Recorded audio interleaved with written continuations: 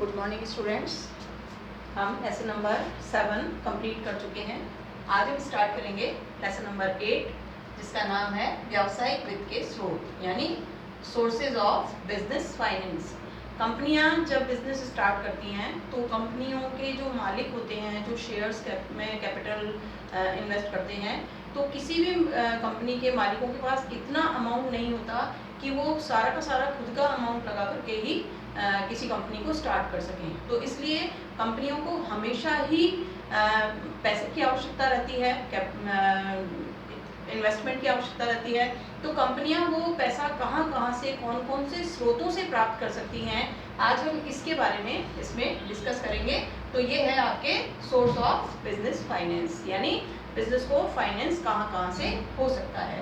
तो हम देख रहे हैं कोषों के स्रोतों का वर्गीकरण, यानी सोर्सेज ऑफ फंड आपके क्लासिफिकेशन, यानी कौन कौन से ग्रुप्स हैं, कौन कौन से साइट्स हैं जहाँ से कंपनी पैसे को इकट्ठा कर सकती है। तो ये जो आपके कोषों के स्रोतों का वर्गीकरण है, इसको 3 आधार पर वर्गीकृत किया गया है, 3 भागों में डिवाइड किया गया है। नंबर 1 जो है वो है अवधि के आधार पर, यानी on the basis of period, यानी पीरियड यानी अवधि के आधार पर कितने कितने पीरियड्स के लिए उनको लोन मिल सकता है। फिर सेकंड है आपके स्वामित्व के आधार पर, यानी मालिकों के आधार पर, जो मालिक है कंपनी के वो किस किस तरीके से जो है पैसा इन्वेस्ट कर सकते हैं। फिर तीसरा है आपके जुटाने के स्रोतों के आधार पर, यानी जुटाने का मतलब है कि जो इकट्ठा कर सकता है, वो कहीं से बाहर से या अंदर से कहीं से भी जो पैसा इकट्ठा कर सकता है, पूंजी इकट्ठी कर सकता है, उसके आधार पर, यानी on the basis of source of generation. ये है आपके अवधि के आधार पर, यानी on the basis of period. ये है स्वामित्व के आधार पर, on the basis of ownership. और ये है आपके जुटाने के आधार पर, यानी on the basis of source of generation. अब इनमें भी अलग अलग प्रकार से हैं।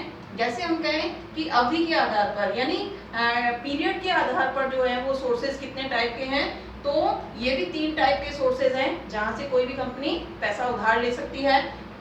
तो ये हम अवधि के आधार पर, जो पीरियड के आधार पर दे रखा है, इसमें फर्स्ट है आपके दीर्घ अवधि यानी लॉन्ग टर्म।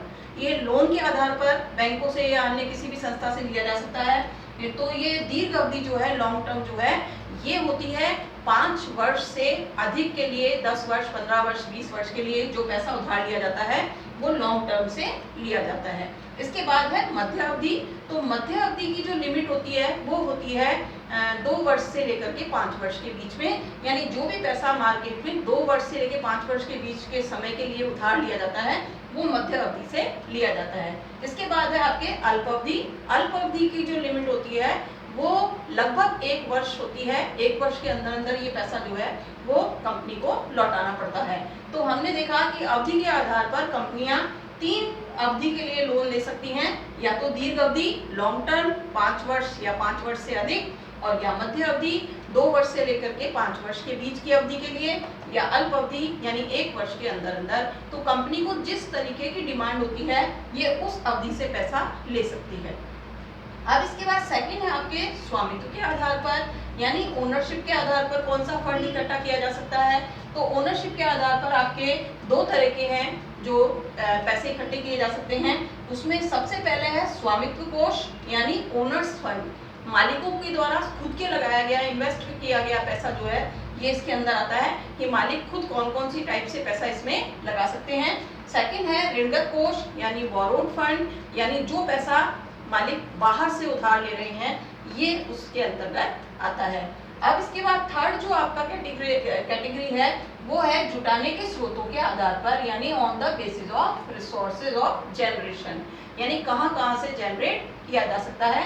तो ये भी हमारे 2 प्रकार के हैं स्रोत। एक तो है आंतरिक स्रोत और दूसरा है बाहरी स्रोत। आंतरिक स्रोत यानी इंटरनल सोर्सेज, कंपनी के अंदर से ही पैसा कौन कौन सी जगह से जो है इकट्ठा किया जा सकता है या अरेंज किया जा सकता है, वो स्रोत जो होते हैं आंतरिक स्रोत कहलाते हैं। और जो कंपनी के बाहर से पैसा लिया जा रहा है वो आपके बाह्य स्रोत या एक्सटर्नल सोर्स कहलाते हैं। ये तो था हमारे सोर्स ऑफ बिजनेस फाइनेंस, यानी व्यवसायिक वित्त के स्रोतों का वर्गीकरण। अब इनमें भी बहुत सारे हैं, क्योंकि कंपनियां कहाँ से ले रही हैं, दीर्घ अवधि लोन कहाँ से ले रही हैं, मध्य अवधि लोन कहाँ से ले सकती हैं, अल्प अवधि लोन कहाँ से ले सकती हैं। ऐसे ही स्वामित्व कोष कौन कौन सी जगह से जुटाए जा सकते हैं, ऋणगत कोष कहाँ से जुटाए जा सकते हैं। इसके बाद आंतरिक स्रोत कहाँ से हैं, कौन कौन से हैं, और बाह्य स्रोत कौन कौन से हैं। इन सब के भी डिटेल के बारे में हम आगे पढ़ेंगे।